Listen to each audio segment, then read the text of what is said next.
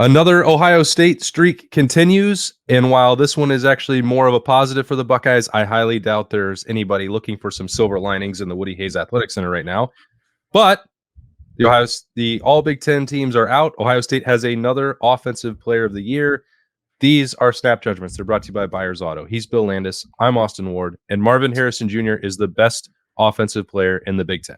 What a surprise!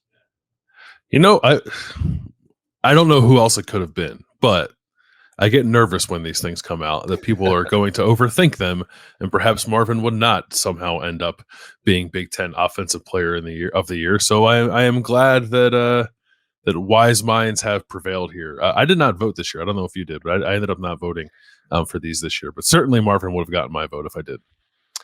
Yeah, and I mean, I still think he's the best football player in the country. He's probably he's not going to win the Heisman. He might not even be invited at this point. So getting some of these awards from the Big Ten, I think, is still a significant a tribute to him and the work that he's done for the Buckeyes. I guess there's still some debate in the minds of people about the Biletnikoff. We'll see. I think he should win that. But, I mean, he's the best wide receiver in America. He's certainly the best in the Big Ten. That's 6 years in a row now, Bill, for Ohio State to win the Offensive Player of the Year award. This is the first wide receiver, though, to win since 2004 for any team in the Big Ten. So this is a little bit of a rare accomplishment as well. Yeah, I'm glad that it happened, right? Because I do think there have been past years where, it's similar to the Heisman. It's just kind of gone to a quarterback, and maybe, while those quarterbacks had good seasons, maybe it should have gone to a receiver instead. Like I thought Garrett Wilson a couple of years ago in 2021 was Ohio State's best offensive player. CJ Stroud had like gaudy numbers, right? But I thought Garrett got overlooked a little bit because he was a really good receiver and a super productive offense, and sometimes that's to a receiver's detriment, unfortunately. Marvin was incredibly productive this year and did so, I think, with the perception that Ohio State was not quite as good a quarterback as it normally is, although it was still very good compared to the rest of the Big Ten, and certainly most teams around the country. But enough kind of synced up here for Marvin to stand out in the way that he certainly deserves to. And I hope that this isn't the only recognition he does end up getting. Like you said, the Biletnikoff finalist ballots went out on Monday. I believe it will be announced next Monday, I think. Well, maybe not until the award show, but yeah, he's one of the three finalists. I don't know if I'm allowed to say this. He got my vote, but I don't know if the rest of the country is going to be enamored by the stats of the other guys, or if they actually watched games and saw that Marvin was the best receiver in college football this year. That does tend to help, and we'll get into that a little bit more as we go through as we did on Tuesday with the all Big Ten defensive teams. If you missed that episode of Snap Judgments brought to you by Byers Auto, go back, scroll down on the YouTube page or your audio feed to find that. Berman and I did that, and Bill's going to have his chance to go through what's right and wrong about this list. First team all Big Ten selections from Ohio State. Marvin Harrison Jr. Yes, that's a no-brainer. Mm-hmm. Travion Henderson, Donovan Jackson, Cade Stover, and Josh Fryer. Put a pin in that. Second team all Big Ten. Only selection Matthew Jones. Third team all Big Ten. Emeka Egbuka and Kyle McCord. No honorable mention selections. So let's start there. What is right and most wrong to you? I'll start with right before we talk about the offensive line. Obviously, Marvin is right there. I'm really happy that Trey got the recognition that he did here, because he effectively missed half the season, but it was clear when he came back and he was 100% healthy over the last month or so for Ohio State that he is the best running back in the Big Ten and among the best running backs in the country. I know he didn't have the best game against Michigan, but even in that game, he had some, that one drive where they ran 9 times on 12 plays, in 8 straight plays. Travion looked great, and maybe he could have got the ball more against Michigan. I don't know. We're not here to relitigate that necessarily, but I don't want that to undermine what I thought was a very productive and encouraging season for Travion. And I guess I wondered whether or not he would play enough games for people to vote for him here. So I'm glad that they did, and I'm glad that he ended up getting the first team nod, because there were some other good running backs in the Big Ten this year, but I think Travion is clearly the best of the group when 100% healthy. So that was nice to see. Cade Stover getting at least one of the first team nods, I think is right. Like there's some good tight end play in the league this year, and he and Colston Loveland for Michigan both had good seasons. So I could kind of go either way on that, but and I think it's right maybe that they ended up splitting it, because I do think, production wise, that they probably both earned some kind of recognition here. So that's all good to me. I don't even know if it's wrong. What's just kind of weird is that it's Donovan Jackson and Josh Fryer who end up getting the most recognition of Ohio State's offensive linemen, when I would say that Matthew Jones was probably their best offensive lineman this year. And like, as it turns out, I think Josh Simmons by the end of the year was probably their second best offensive lineman, and he doesn't get acknowledged at all. So it's not that Donovan and Josh Fryer had terrible seasons, but it's certainly not the way that I would have gone with my voting if I had to kind of rank Ohio State's offensive linemen by the way they played all year. You know how every week there's some episode where we're like, hey, you have to take PFF grades with a grain of salt, and a lot of college football coaches don't like them. You know how I know that they're paying attention to them? Because Josh Fryer's grades are incredible. Because Josh Fryer is the highest graded Ohio State offensive lineman. Yeah. And I don't know. Again, that's why you have to use more than just those grades to evaluate players. And I'm trying to think, was his year better overall than I tend to give him credit for? Or I guess I can only speak for myself. I mean, because the coaches did this too. It wasn't just the media being like, well, there's got to be an Ohio State tackle on the team. Let's go with Fryer, because everybody joked about Josh Simmons committing a lot of penalties. I mean, Simmons, I think, was, in my opinion, far better than he got credit for. And I guess I'd have to say that I thought Fryer played a little bit worse than he's now getting credit for at the end of the year. And I think part of that issue was that you saw pressure coming from the left side, and it seemed like more often than not, a lot of that was because of Donovan Jackson, who did not have the year that I think all of us expected. So we had all these expectations for Donovan Jackson, and it just felt like, really for a year and a half now that he's not quite played at that sort of level. And I don't know, he still continued to be viewed as that sort of high-end performer. And I think it created issues at times for Josh Simmons and skewed maybe some of the perception of him. And it's not a knock that Donovan Jackson can't still become an NFL guard.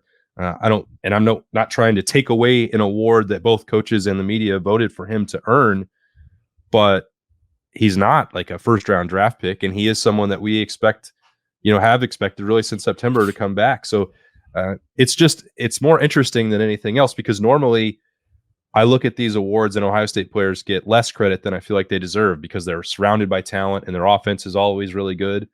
This is the first time where I've kind of looked at it and I don't know if that's really right. It's voting for offensive linemen and stuff like this is incredibly difficult. And I've done it for the Big Ten list and All-American teams, and I know you have too. And you don't really have much to go off of other than remembering recruiting pedigrees and then looking at PFF stuff to try to guide you there, because there's just not, you can't go to cfbstats.com and see how many good reps that an offensive lineman had, right? It's hard. It's a hard position to evaluate. So I understand maybe how people landed on Donovan here. And also too, if you do look across the league, right? Zach Zinter at Michigan is very good. And then it's I don't know. You can probably pick 4 or 5 guys to be the other first team guard if you wanted to. We just happen to have the expertise of watching Ohio State all year. And I would think that you're in agreement with me. And I'm sure a lot of Ohio State fans are in agreement too, that Matthew Jones just had a better season than Donovan Jackson did. So that's the holdup for me. I suppose I don't fault Big Ten voters for not being as discerning as we would if we were picking this team. Coaches is a little more surprising.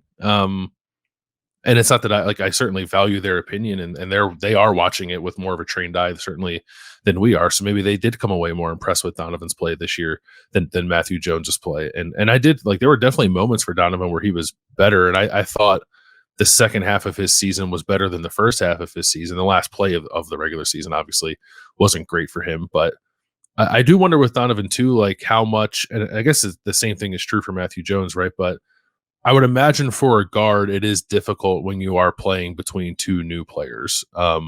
And I guess that was exacerbated a little bit for Donovan Jackson because he had no experience whatsoever playing next to Josh Simmons. At least Matthew Jones was a teammate of Josh Fryer's prior to this year, right? It wasn't like he was working next to two strangers there. So I do think there's some continuity there that probably impacts the play of everybody, and the comfortability and trying to get like combination blocks and just kind of understanding how certain guys are going to read things that maybe reflects poorly on Donovan Jackson, but isn't necessarily a byproduct of his play alone. There's probably just a bit of a feeling out process there that had to occur that I did think got stronger as the year wore on. So I mean, I think Donovan is a solid player and still has plenty of time to get better, and I think certainly could one day be a very good and viable NFL prospect.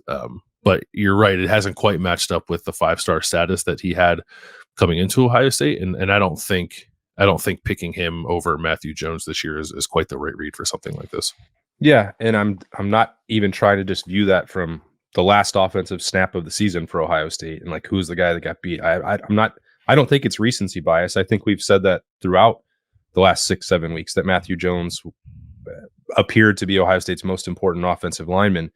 And I think that also contributed to some of that stuff we talked about in November. Like, well, should he play center? Like, or is he that much better at guard that you can't afford to take that chance? I mean, I think that should have been a reflection maybe in the minds of voters of how highly thought of Matthew Jones was, that was considered at such a late point in the year. But it doesn't matter. I mean, I can't, as you said, we've both had to vote on these things before. They're difficult.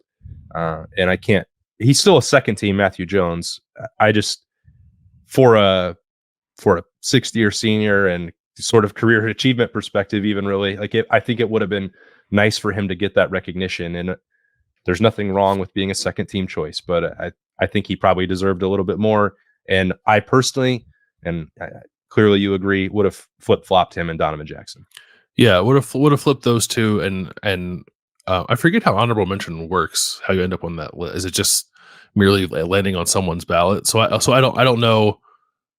Maybe I wouldn't have had Josh Simmons on my ballot if I had to pick 6 tackles for this list. But it is a little odd to me that he didn't end up getting an honorable mention now, because I really did think he played much better over the second half of the year. Like I was as skeptical as anyone, I think, about what that was going to look like this year, and I do think that over the last probably 4 or 5 games, you saw glimpses of the vision that Ohio State had for him, like what they were selling when they got him about his athleticism, and his ability to like mirror guys and pass protection. Like it was much better, and I would be maybe even a little bullish on what he could be next year for Ohio State, when certainly I wasn't that way at the start of the year.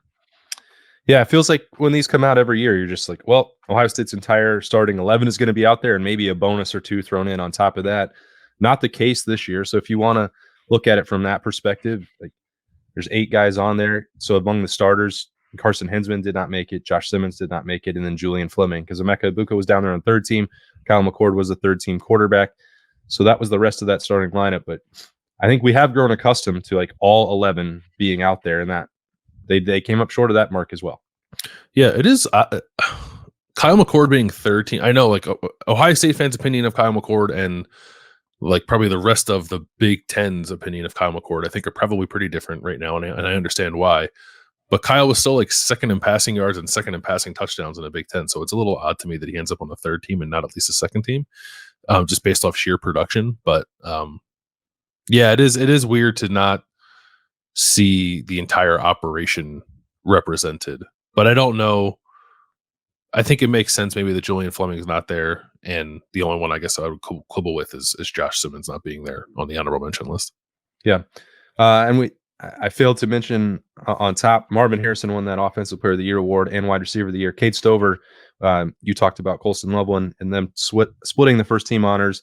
Whatever the tiebreaker is, and I believe it's most second place votes, but I won't be able to report that with 100% confidence. But Cade Stover is the Big Ten tight end of the year. So as we expect, him to head out to the NFL level, he's got that award as well. I can't imagine what he's going to do with it. I said that Tommy was probably going to use his linebacker trophy as a doorstop. Cade, probably about the same. That's not what he came back to win. I hope that maybe in 20 years, both he and Tommy appreciate the fact that they got that honor. right now it probably just stings more than anything else. Yeah, and understandably so. I hope you're right that one day they do, especially Cade, like appreciates, the because I know you guys talked about it on the defensive one. Like Tommy getting it this year is a little odd. I think maybe he should have got it last year. Getting it this year is a little strange. But I think Cade did earn this year, and that's great for him to come back when he didn't necessarily have to. I think to improve across the board as a player and then to get recognized in this way is awesome for him. And I think good for Ohio State long term too, as they try to sell the vision of that position with Keenan Bailey running things now. Like, it's not nothing. I don't think that you like they have the tight end of the year and Keenan Bailey's first year coaching that position, and that's not to like give undue credit to the coach and take it away from the player. Like, Cade is the one who earned it, but I think prospects look at that stuff, right? Am I going to come to Ohio State and get the ball enough to be recognized for things like this? And now Ohio State has tangible evidence that yes, that can be the case. So I think that's great, and it's this one is it's legit, right? Cade was the most productive tight end in the Big Ten this year, and did so while missing some time, and even in games where he played, like, it was like he was there, but he wasn't really there because they were just kind of throwing him out there and trying to protect him. So if he was 100% all year, he would have been, I think, a runaway for this award. But even to get it despite having limited production, I think, compared to what he could have had, still very good production, obviously, is great for him and great for Ohio State. And also significant because though he is a Mackey Award finalist, it seems pretty unlikely that Cade Stover will win that. So there is some hardware for Ohio State to show for it at tight end for Cade and for Keenan Bailey, for the program as a whole, as they try and reload at that position and restock for the future on the recruiting trail. And that's it. That's the collection. Those are Snap Judgments. They're brought to you by Byers Auto. We'll have a lot more as the week goes on. We'll get into more of the picks and if Ohio State can get the help it needs to get back in the college football playoffs. But had to take a look at what these voters had in mind, and that's it. That's offense, defense Tuesday, and then the Big Ten championship game on Saturday, where Ohio State will be. I don't know. Who do you think they'll root for in that, Bill? I think they're going to be big old Ferentz fans in that game. Think you might be right. All right. Yeah. Thanks for joining us for Snap Judgments, taking a look at the all Big Ten offensive teams. That's going to do it. He's Bill. I'm Austin. We'll talk to you later.